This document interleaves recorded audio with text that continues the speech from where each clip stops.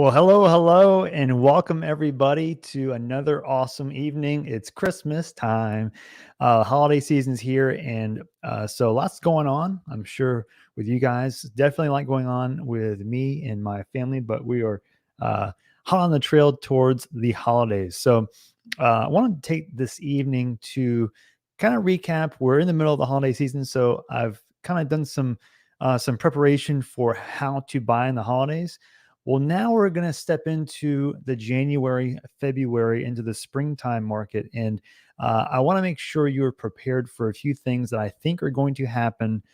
And they might happen in front of our very eyes. And by the time we realize that they happen, they might be too late to prepare for because they're already here, right? So, what I don't want to do is be on the tail end and react to things that have already happened. I want to prepare for things before they happen. So that's kind of where my mind goes as we move into the end of December and through the holidays, because January and February are, to me, a couple of the two most important months of the year when purchasing, if you exclude like the late fall time, winter period, like November, December, because that's a great time to buy in general. But the problem always is that there are fewer houses that are on the market. And that even happened this year. It happens every year. There just are less people that are willing to move in the fall. So as we get into the winter, the middle of the winter, past the season of all the holidays, people just start getting into the mind of new year, new plans, what's happening for me this year. And that can be very important for buyers, but also for sellers.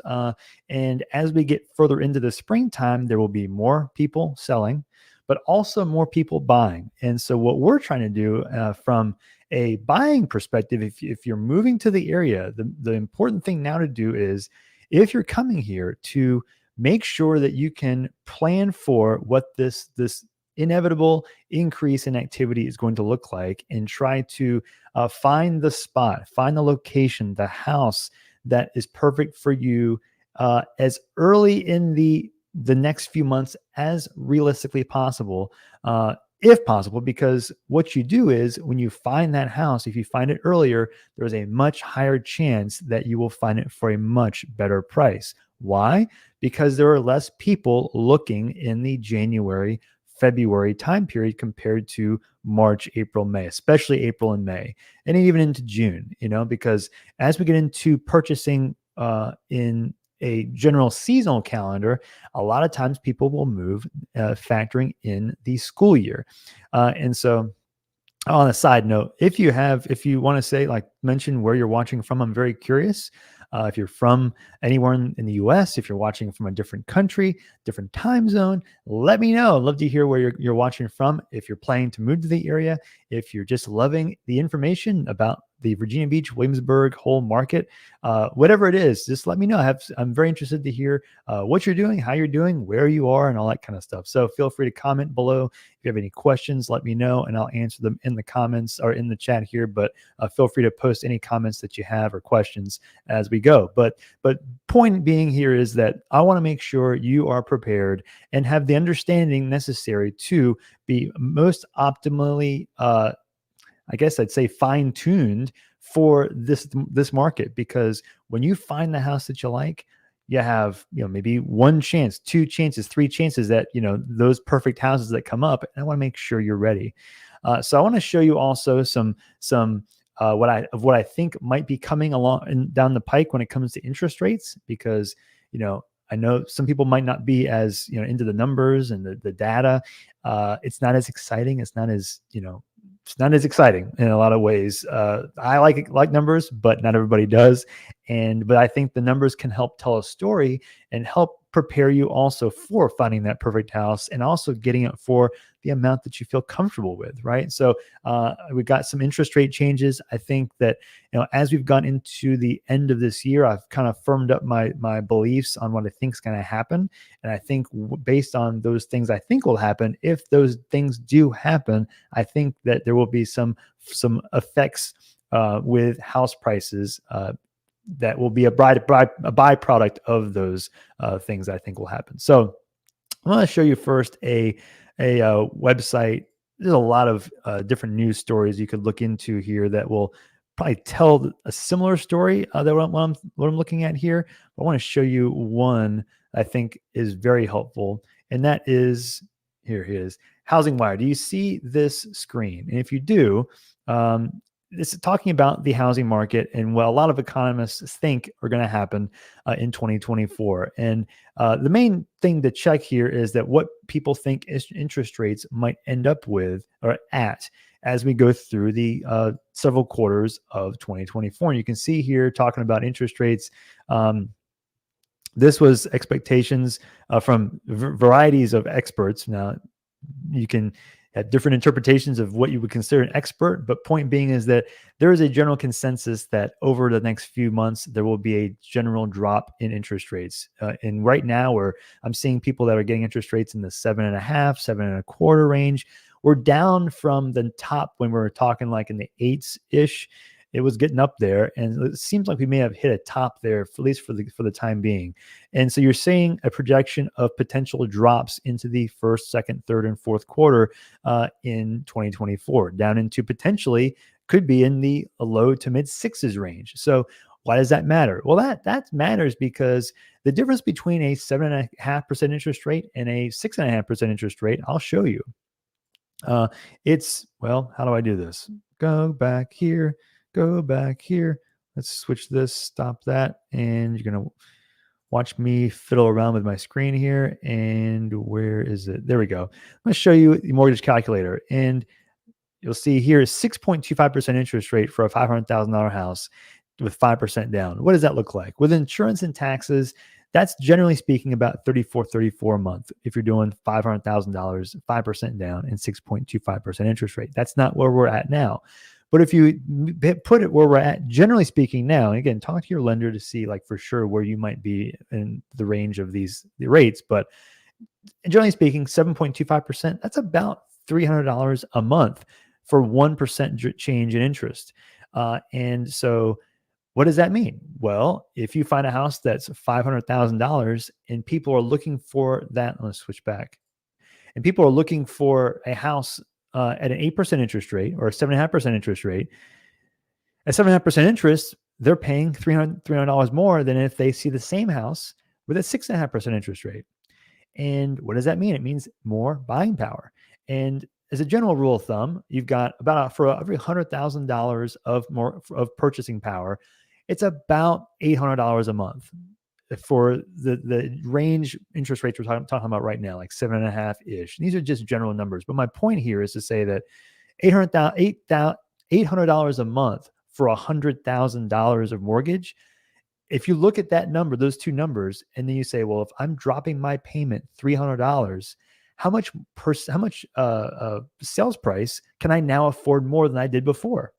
And the answer is almost $50,000 because $300 drop is almost half of 800. So my point here is, again, you got 30, 45, ish $1,000 more purchasing power for the same payment house. And so if people have been programmed in their mind to think, well, I can afford X amount, let's just say it's $3,500. If I can afford that amount and now prices have dropped, either they're going to be dropping what they feel like they can afford, which might bring it down to $3,200, or they might increase the sales price that they feel comfortable with up to, an extra $30,000, $40,000, $45,000, $50,000 in some cases.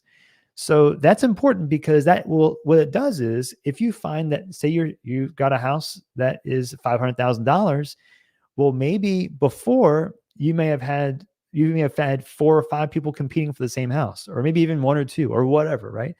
Well, now that you've lowered the payment for that house, you've increased the amount of people that can afford that house. So more people will then see the house, more people will become more interested in the house, all that stuff. And so that's where you find the competition. You find more people that want that house. So that being said, let's take that mindset saying, hey, as purchase price goes down or purchasing power goes up, what does that mean for you when you actually go look at houses? And then we're going to go back and look at some statistics. I'm going to share my screen now and show you the most recent stats showing the purchase prices, median sales price of Virginia Beach, just Virginia Beach in 2023 November. This is actually a surprising number to me. It bumped up. Now, that doesn't surprise me necessarily because sometimes it does that in the fall. Like you see every year, that does happen like once. And it will probably drop again in December. We'll probably be somewhere in that 420 something range in December. But what's going to happen as we get into the 2024 time period? Well, let's do some look-see and see how many houses are on the market right now. First of all, active listings. This is in Virginia Beach, period, for detached single-family houses. It's kind of stagnant. It's kind of dropped down. And I do think there'll be more that will come up. But let's go back to the next number. Excuse me, month supply of inventory. It's gone up to 2.1 in the fall, which that's, I'd say, encouraging to one degree because there's more, you say, market, more houses in the market, but it's not very high. Back in just last year, before we thought that the house prices may have been sagging a little bit, in 2020 and 2022 in October, we're almost the same inventory. And what this number means is, it means that if you just had all the houses listed on the market right now, how long would it take for all of them to sell? And this is the amount of months it would take. And you see back in 2020, 2017, 18, 19, we're talking in 3, 4, 5 months inventory. So we're still very low compared to what would be I would say, balanced market. Now, so let me go. There's my other number here. New listings. You're seeing that drop down. Another indicator of we're in the wintertime. Only 274 in November. That's like, 9 a day. 9 a day. So this shows you how little activity there is listing wise in the market. So what does that mean? Well, it means that as the demand or the purchasing power for people goes up, there'll be more people that will want houses and can buy houses in the larger scope of the amount of houses they can buy. But what that also means is, hello, do you see me? Do you see me? There I am. What it also means is that, hey, Michael and John, I'll answer your question real quick. Just one second. Let me finish my thought here, and I'll get right into you. Thank you. Thanks for the question. What that means is that as the purchasing power goes up and demand starts going up in the spring, because there aren't a ton of houses on the market right now, you're going to start seeing prices increase again. And that's where it gets into, hey, not all of them are doing this right now, but you might find that once you're into April, May, like, okay, you might be finding yourself in a more of a multiple offer situation more frequently.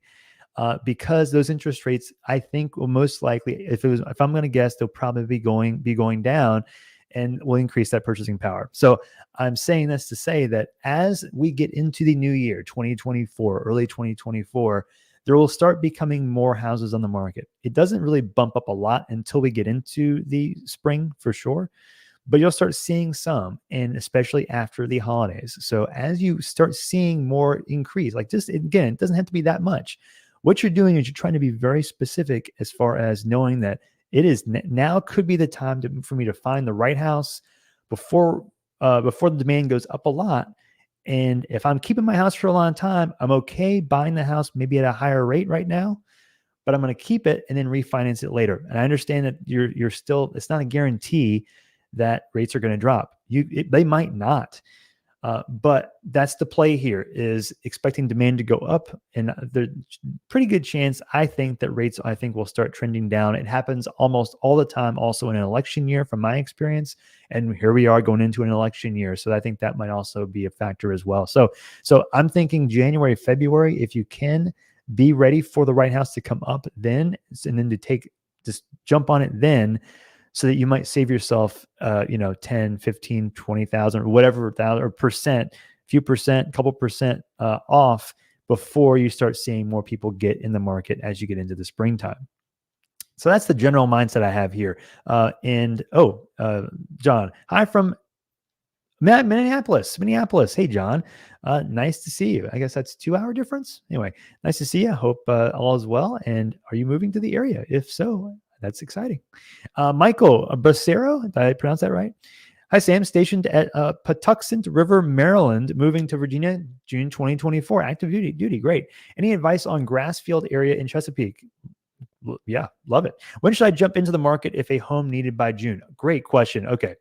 So you have some wiggle room here. And this is a question I think that would be able to be answered, or that a lot of people could really get information from, because this is the time frame to start making those decisions as to what to do. So this is going to help a lot of people, I think. Number one, Grassfield area. Number one question is, are you going for school district? Are you going for elementary school district, middle school, high school, all that? Excuse me. I'm a big fan of Grassfield. It's a pretty big area. It also ranges in different parts of Chesapeake in ways that, to me, Grassfield is great in a lot of ways. It's annoying if you plan to be in other parts of the area and you need to be there a lot. Like if you need to be across the city, like Virginia Beach, like Oceana, for example, or over to even Norfolk. You can get there. There are ways to get there. It's just not super convenient. And the way to make it most convenient is to pay a toll. And I've talked a lot about tolls, and I'm actually doing a video about the 10 rules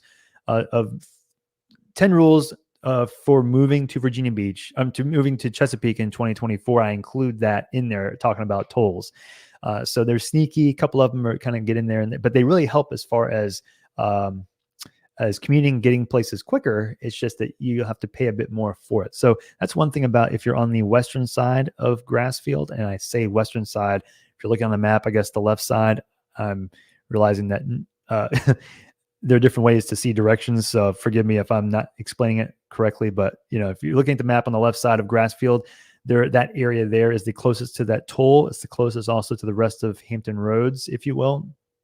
So you just know that just make sure when you're checking the Google Maps and the directions and how long it's going to take to get to where you're going to go, make sure you factor in the idea that if Google is not factoring the tolls in, you might find the quickest way is across that bridge, the Veterans Bridge, for example, and it's going to charge you a few dollars both ways. So if you do that, get an easy pass for sure. Definitely helps a lot. So that's number one. Number two is, if you're planning to move in 2024 in June, you want to be here in 2024 or in June, part of this is going to factor into what kind of house that you want. If you want a new house, you're getting a new house start to finish done by June is not going to be possible now. It's going to most likely be I'd say 8 to 9 months at bare minimum. Each builder might be a little bit different. That's from start to finish. And there are some in Grassfield. That's why I mentioned that. But there will be some where builders will have some under construction and it will be ready to go. They start some of these projects early and anticipate some of this, people moving in certain time periods, and they do that. You just will have less options to choose from as you pick houses that are closer and closer to being finished. So that's the next thing. So I'd say the earlier the better with new construction. But when it comes to just to say you're trying to find a house that is pre-existing on the market, part of that is going to factor into how comfortable you are with how much you know about the area, or how much you want to make decisions based on how much you know about the area already. So how much research do you need to know when you look into Grassfield? If you already know what you like in Grassfield, or which areas you like in Grassfield, then that will I got too many things happening here. There we go. That will, in essence, speed up the search process. So if you already know what you like and don't like, and you're ready to go, I would start looking in really early April, knowing that you might find the house that you want in April, meaning you will close in May. It's early, and that's where it's figuring out, okay, how many options do you think you have based on how many you've seen online, and probably as you look through, as you go, how often a house you like comes up. And if it's like once every couple days, a day, and it's even right now, that's a good sign that you might not need to wait so long. You might not need to start so early on your search. But if you're like every month or so you see one you like, that kind of thing, I would start as early as possible, even before April, with the knowledge of knowing that you may have to close earlier than you might want to. And that's where it's about. There are several options as far as how to work that out. But point being is that I would start as early as possible, within reason, starting maybe late March, even in the early mid-April, if you plan to, if you have you see a few houses every couple 2-3 weeks that you like on the market, because I think that will allow enough time. Because what you don't want to do is wait until May and feel rushed because you need to be here in June. And so that's where I think people make the biggest or the most decisions that they often regret, because they feel like they kind of waited to and kind of rushed themselves into a decision. You know what I'm saying? So that's where I would say just keep that window of search open as wide as possible. Did I answer your question fully? I'll make sure. Yeah. So I would, as far as jumping in, again, I would start as early as possible. I'd also focus on rates too. I mean, this kind of factors in as far as how long you plan to be in the area. But I definitely think that if you're going to be planning to stay here for a few years, I would I wouldn't start too soon in this case, because then you have to close earlier, because people are not going to want to wait that long. But if you're okay giving them maybe even a rent back for a month, that kind of a thing, you could start a little bit earlier in the process and get the right house locked down. You don't have to feel like it's like one big check mark checked off your list as you move, So I would start, I'm all a big fan of a little bit earlier in the process, knowing that you might find the right house sooner than you may have expected. John, I'm thinking about retiring to Virginia Beach sometime. Prices look very good compared to other places like California. Yeah, I've helped so many people move from here to California. Totally get it. The purchasing power here, while it's gone up also in California. So I totally get it. People that move here from California end up selling here, or selling there and buying here with plenty of money down, and happens a lot. And there's a big gap in affordability. I totally get it. So that's great. Michael, yeah, high school. Okay. So that includes the whole district. Yeah. My comments about the driving is part of, I think, where my mind's at there as far as what I would suggest. Arnold, it's important to note that taxes and insurance escrow should be included in the payment folks can afford. Yes. Some folks get surprised by the escrow amount in their payment. So yeah, Arnold, good point. And that's, I don't know if you saw on the mortgage calculator, that's what I wanted to include in there. You'll see what I estimate for $500,000 a payment is including $375 for taxes, $135 for insurance right here. That's about what I would expect. It might actually be a little higher than that now, maybe $425 for a $500,000 house. That's probably a bit closer, to be honest. I'm ballparking this as we go, and they don't give it to you randomly here. I've got to just enter it in there.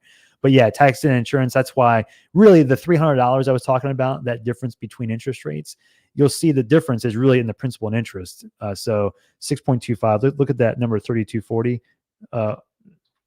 3240 there, 2924, so that's $300, just about $300 difference. That's where that money comes from, because the rest of your payment's not going to change at all, because the taxes and insurance don't change because of the interest rate. They can change because they have recently, especially your well, both, but your taxes have definitely gone up if you bought anywhere in the area at all. But yeah, for sure. Thanks, Arnold. Thanks for that comment.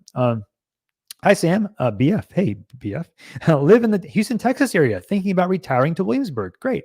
Can you discuss Kings Mill and Ford's Colony? Best and worst features of each. Thanks. Great. I love Ford's Colony. Also like Kings Mill. I'm a fan of both for different reasons. If you're going to ask me, so I like Ford's Colony, number one, for the fact that I think it is, to me, the most well taken care of neighborhood in Williamsburg, period. I love Ford's Colony for that reason. Now, I'd say the biggest benefit is that. And there are a lot of ancillary benefits in addition to that. I mean, the neighborhood feels great. The houses are generally newer compared to even Kings Mill. There are several, like, with that large, really cool aspect, and you've got nice amenities. There are more drawbacks that make it seem like you're like, Sam, you don't like Ford's Colony, do you? I actually do. It's just that the drawbacks to me don't add up enough to compare with, to me, the fewer, larger, but more important benefits, if that makes sense. So meaning the drawbacks, I would say, is some of the houses, the configurations of some of the floor plans are a bit wonky and weird. So you'll find that, you've got a house, you'll see it's 3,800 square feet, for example. Well, you get to the house and you're thinking, what's a 5-bedroom house, 3,800 square feet? You might find that 2 of those bedrooms, or one of them, or just a bunch of the square footage is not really usable, or usable in the way that you might expect a 3,800 square foot house to be. Which means what? It means that you might be paying for 3,800 square feet, but you might only feel like you're really living in 31, that kind of a thing. So that's where I'd say that floor plan choice makes a big difference. And not every house looks the same. It's very uncommon to see a lot that are the same. You have a lot of custom houses in Ford's Colony. One of the reasons why I like it, like there's variety in Ford's Colony. I love that. Same with Kingsmill. There's a lot of neighborhoods in Kingsmill too. But I like Ford's. I'm sorry. The drawback, one of them is going to be the floor plan stuff, and it's just you're buying a lot of times you're buying someone's custom house, and again, that's great, but just keep that in mind. That's what you're doing. So, 2 is Ford's Colony is not. This is kind of a nitpicky thing, but where Ford's Colony is further west, away from Williamsburg proper, like the city itself. Compared with, if you wanted to get over to Hampton, Newport News, you're just driving farther. So it's an extra 10, 15 minutes out past Williamsburg. So it's kind of being aware of the idea that you're further away from the rest of the peninsula of Hampton Roads, if you will. Excuse me, I got an itch in my nose. So another drawback too is it's more of just a surprise when people look at Ford's Colony and Kingsmill for that matter is they're expecting all the amenities that they see online to be part of the HOA that they're buying into. And you're only paying, I guess now it's about closer to $200 a month for the HOA. Well, in some cases, I guess, but point is like there's some condo fees and all that stuff in some little neighborhoods. But point is you're paying a lot less in HOA fees than it looks like you're getting in, like, if you look on Ford's Colony's website, for example, because there's a resort there and the resort is different from the HOA that you're paying for when you live there. Another thing just to keep in mind is that not all of it is included. So that's another thing. So I like Ford's Colony more than Kingsmill personally. I like the design of Kingsmill's houses. They're just a little bit older, and I'm nitpicking really, honestly, but I do think that even the golf courses, I think that are in Kingsmill compared to Ford's Colony, I think they're just a bit more manicured from my personal experience. I've just started playing golf myself. So, I'm not as experienced as maybe if you talk to someone who's been playing for a long time. So I'm probably not the best to give opinions about the specific conditions of the golf courses, but I do kind of lean towards Ford's Colony there too. Ford's Colony or Kingsmill's location to me, I like a little bit better. Just as far as accessible to the rest of the peninsula. It's also closer to Busch Gardens. Not sure if that really makes a difference, but it's just there. It's also very close. You can drive right across the street from Kingsmill across to, there's a Harris Teeter across the street that I like the fact that you can get that close to a pretty prominent grocery store and shopping center right across the street. So I think it depends on what kind of house that you like. I think that, and also the HOA, sorry, what I was going to say, the HOA itself in Ford's Colony is, they're aware of stuff. They're on top of stuff. And so like when you buy a house or even sell your house, there'll be an HOA resale package that gets sent, and they will do an inspection on the property, and good chance that the HOA might find a violation of some sort that feels ridiculous that they would notice it. But they're on it. They're watching for things to make sure that the neighborhood feels a certain way and looks a certain way. So again, that's one thing about when people talk about HOAs is if it looks awesome, why does it look awesome? It's because there is a group usually that, in addition to the people there that live there and care about their houses, there's also an entity that's also watching that kind of stuff to make sure it stays that way. So it's kind of a plus and minus to that. So personally, I like Kingsmill, but I like Ford's Colony better. But I'm a fan of both, but I like Ford's Colony better. Excellent. Thank you. Michael, hey, using a VA loan and plan to stay for 3 years minimum. Okay. So, yeah, makes sense. So 3 years, I think rates will be, we'll see if rates go down into the 2025 range. I cannot believe I'm saying 2025, but we'll see how rates go into the next year. I'm hoping that it goes back into a 4 or 5% range ish, but man, I really think we need to have some more houses on the market before that happens, because if it doesn't, I think we could start seeing even some more demand. Now, as we get lower and lower, this is one thing about it. This is what's interesting about interest rates. Interesting about interest rates is that, excuse me, as we get lower in rate, I think there's a better chance there'll be more houses that hit the market. Why do I say that? Because a lot of people that aren't selling now, and what's keeping the inventory low is the fact that when they bought at an interest rate that's that low too. So they're going to have to, people that are not choosing to move because they have to, people that are not moving because they have to, and they're kind of just doing it by choice. They are partly, I think, watching those interest rates to see the difference between what they're selling, what the rate is that they're selling, and the rate is that they're buying. And the difference is going to have to be close enough to justify it, in my opinion. And I think that there'll be more and more people to sell their house, list their houses as that gap narrows further and further. So that's my thought there. I digress. John, do you expect home prices to rise in 2024 when mortgage rates fall? And what rate, what was that, might they get to? Thanks. Yeah. So a little while, I do think, and I'll jump in this real quick about the Data Digest. The article I was I'm sharing here is talking about that. And you see this here is talking about what a lot of experts, economists think that might happen, and kind of the trend line of where they get forecast. Right now, we're in this range. I mean, this is where we're at. And I'm seeing people that are closing loans in the 7.5, 7.25, 7.675, somewhere in this range. So this is all looks accurate to me as far as the large entities that are also predicting these things. Again, I'm not saying all these people are right. I'm just telling you kind of what people are saying, what the larger groups are saying that are in the real estate world, and they're all kind of guessing the same. Now, that being said, one of these, Fannie Mae, still says there could be over 7 there. So this could be optimism. This could be optimism there with a lot of these other places. We'll see actually how far they go, but I do think that we'll be trending on the downward level. Personally, I think we'll be in the 6s. I don't know how far into it we'll get. I honestly think 6.5 is not crazy. And the 6.5, again, I'm saying 6.5, but it really it varies depending on the person. So that's why I don't want to make a blanket statement there, but I think we'll be trending down, at least another 0.5%, at least another 0.75% is my guess. But that could, it might take a little while though. Still, it might still take a couple months, 2, 3, 4 months to start seeing that gradual change. So we'll see how that looks as we go further. Yeah. Thanks. We'll be in touch. Yeah, you're welcome. Thanks, BF. Appreciate you watching.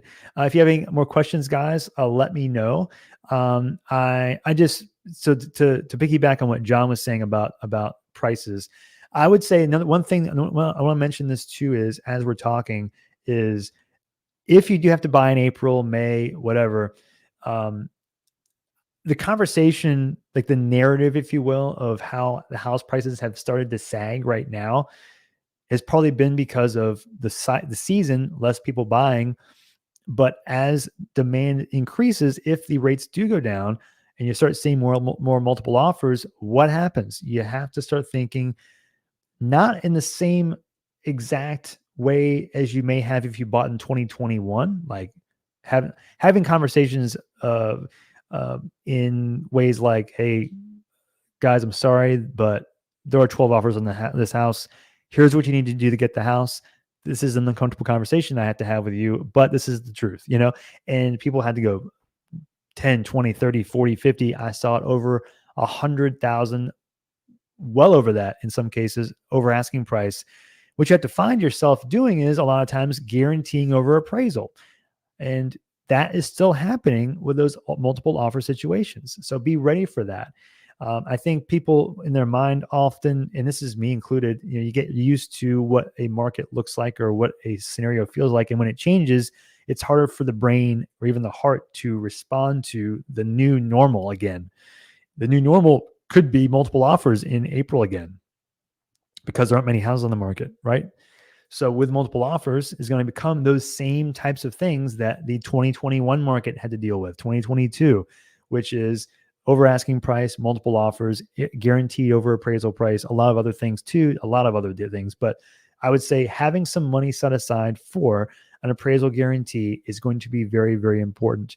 It might be more important than it might seem based on how the market might be right now, but I just be ready for that when it comes, because in that one moment when you have the option to be strong in an offer the way that would get the house, you don't want to hold yourself or sell yourself short before or when making the offer, and then realize, man, I wish I had been prepared beforehand to be as strong as I should have been, because I just didn't know the market would change this much, because it does change in the springtime a lot, and especially with specific houses. If you're waiting for a specific house, especially if you're talking, what was that, 3, 4, or generally 4 or 5 bedrooms and up, because they're talking, springtime, school season, that kind of stuff. You'll find more people that are moving because they're transitioning kids into different schools. That's where you'll find specific houses might be in more demand as well. So you'll find multiple offers, over asking price, guaranteed appraisal price, that kind of thing. That's going to be very, very important. So that's kind of my assessment for now. I do think we're going to be seeing some increases in pricing. That is typical for every springtime. So just know that it's not weird for now, but I think it might be an unpleasant or pleasant surprise, I guess, depending if you're a buyer or a seller. As we go into 2024, I think you're going to be seeing some jumps if the rates do what it seems like people think that they might be doing. So if you have any more questions, jump in there. If not, I will, we're getting close to the time. Oh, here we go. John. Thanks, John.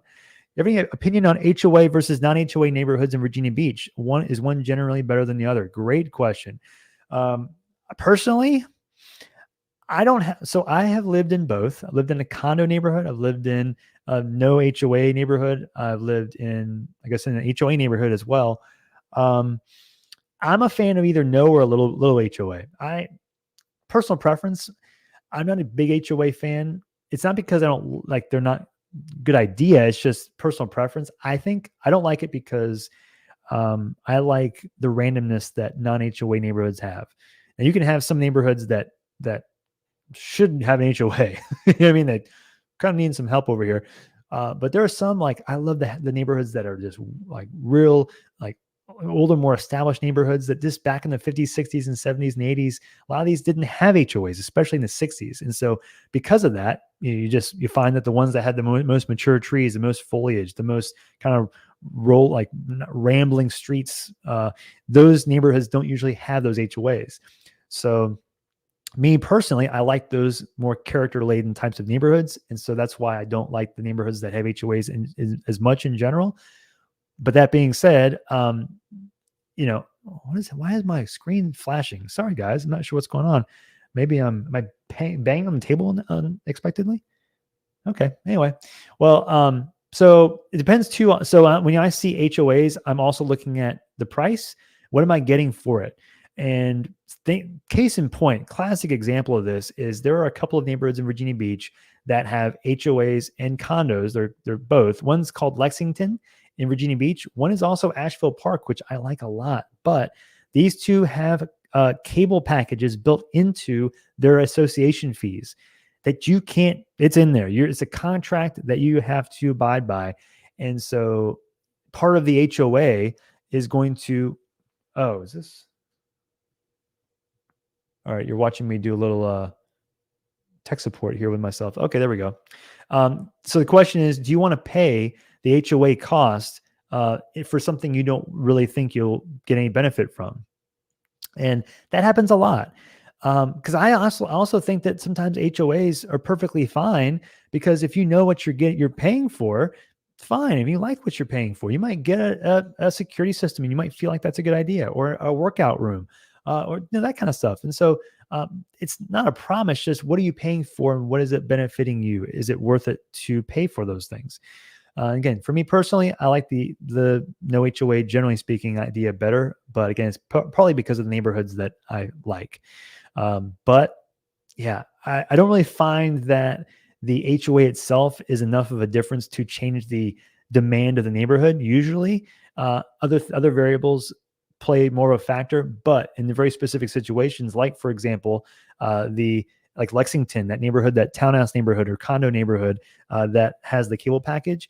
That one also, they had restricted loan types from purchasing in that neighborhood, which means that the buyer pool for those houses went down. That's one great way to mess up your market, your value, because less buyers, less demand. So that's another thing too, is if you looking at those HOA documents when you get them, sometimes you might find little things that might be a detriment and might cause you some concern. But again, in general, I think they're going to be fine because the people that like them are going to be going after them. They're going to be maybe avoiding the areas that don't have HOAs. So personal preference, I don't like HOAs as much, but I see the benefit to them personally. And Michael, is cash king when dealing with multiple offers? Can you give some examples? Yeah. Oh man. So great question. And to answer your question, cash is sometimes king. It's not always king. And that's a big misnomer that people assume that if they have cash, they're always going to be in the driver's seat. And what I'm here to tell you is that sometimes people are very mistaken. And the reason is because people assume that while I have cash, that's an easier process, quicker process, or could be whatever. It's like, oh, I got cash. It's like bringing, going to a car dealership and saying, I got cash, I'm ready to buy now, that kind of thing. Well, one of the problems with cash, and especially as we gotten closer into the most recent time period, is that there's a much higher chance of fraud. So I have even seen it myself where people have literally just disappeared. They have a cash offer, and it doesn't even necessarily mean that they're trying to fraud you, but there is no real other entity usually involved to keep someone accountable to perform on their closing. And so it's a lot easier to just dip, and so people that might think cash, great, no lender, no appraisal. Well, that's great on one hand, but it could also backfire if the cash is not real, if it's not sourced correctly, if they just decide, if the interest of the buyer, like they just want to peace out and they don't want the house anymore. I mean, I'm not saying that they legally can do that. That's more of a lawyer, like situation by situation thing. But I've seen it happen where people have literally left, and it's like, what do you do? Do you try and pursue legally after them, or do you try and resell the house again? It's messy. And so I would just say it's not that cash isn't king. It's that cash is seen as positive. It's better to kind of beef up or kind of reassure the seller and their agent that this is a real and that you are serious in what you're doing. And there's still, I found too that many times where you've got a loan, like I say, it's a house is $600,000, right? And let's say there are 3 offers on the house, and one of them's cash, two are loans. Well, the cash I've seen, there are a lot of times where a cash offer and the conventional often, or just even a loan offer, are so similar, but they pick the lender offer over the cash. One of the reasons is for what I'm talking about here. I mentioned about the confidence in the closing process, but also because, what was I saying? Loan. Where was I going with that? Because you might find that, they might say the conventional lender, like the loan, they're putting 20% down, or they're putting half down, or they're putting almost all of it down and getting a loan. Well, it's not the same as cash, but it shows the strength of the buyer. It shows that they're going to be able to perform. They're not just squeaking by on their qualification. You know what I mean? So it doesn't give us, like, sometimes having a lender involved can make someone feel concerned. Like, well, what if the deal falls through because the lender can't perform or give them a loan? Well, in a lot of these cases, the buyers with loans are often very qualified, especially if you're moving, say, for example, from California or from New York, selling from a place that has a higher sales price area, taking that money and putting a lot of it down towards the house here and having a low mortgage. I mean, it's not cash, but it's not too far off. There are a lot of times where appraisals get waived because the amount of money that a person's putting down is so much that the lender doesn't even need the appraisal because they have so much money they're putting down. That happens a lot too.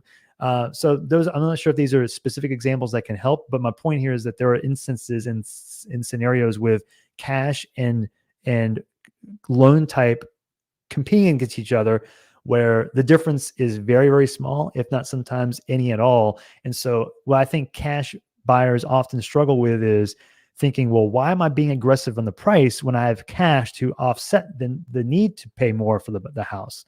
And people often have lost houses just by the skin of their teeth because, of that dynamic. And I'm not saying like, hey, I still suggest, hey, try and get the house as cheaply as possible. And that's what I try and do. It's the whole goal is to get the best deal. But sometimes it's like, well, did you really want the house, or did you try and save $1,000 because you thought cash was better? That's where I start asking the question about cash.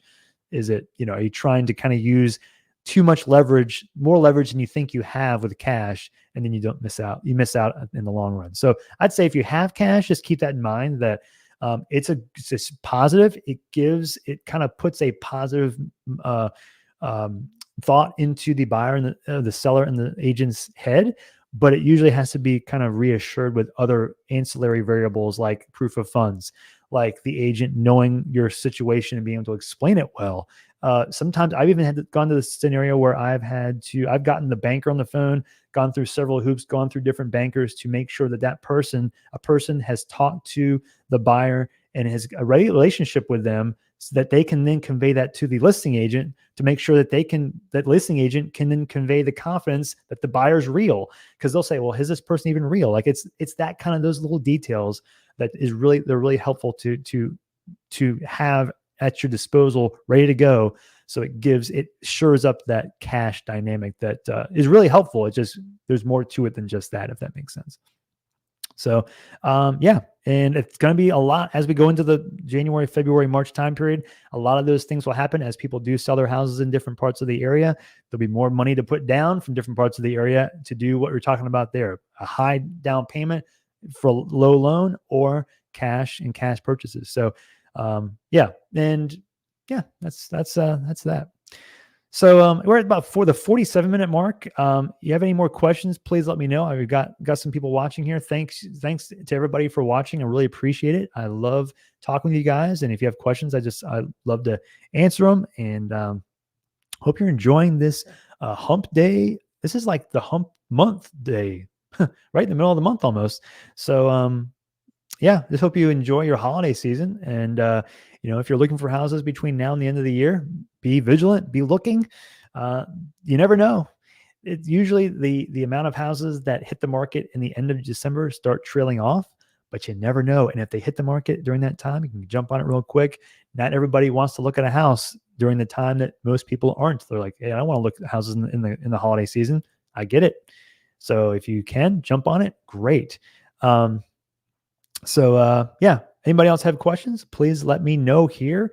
I can sit here and chill for a minute or two if you've got anything. But if not, also fine too. I can talk about Christmas presents if you want to. I don't care. I'm just enjoying the time with you. So I'm going to be putting out 2 more videos before the end of the year, and then one more live once we get into the new year, 2024, for goodness sakes. We'll see how long it takes me to change the signatures on all the paperwork that I have. Hopefully one day I'll start practicing in 2023. But do 2 more videos still every Wednesday. Keep pumping them out there. Doing one about some 10 rules.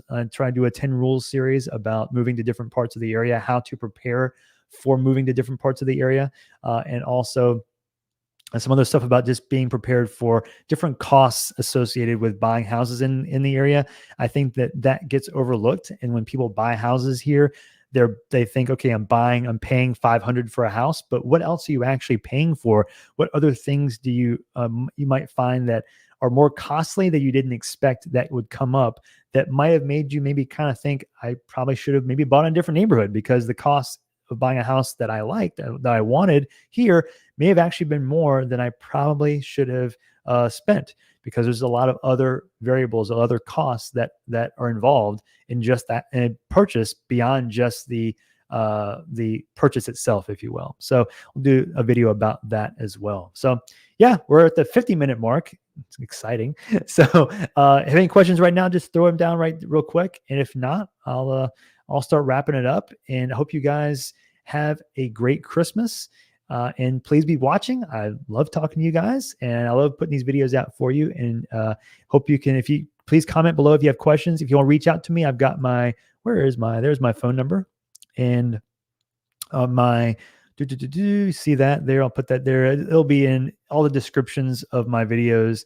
My website is here, which you can jump in there too. It's got my contact info there.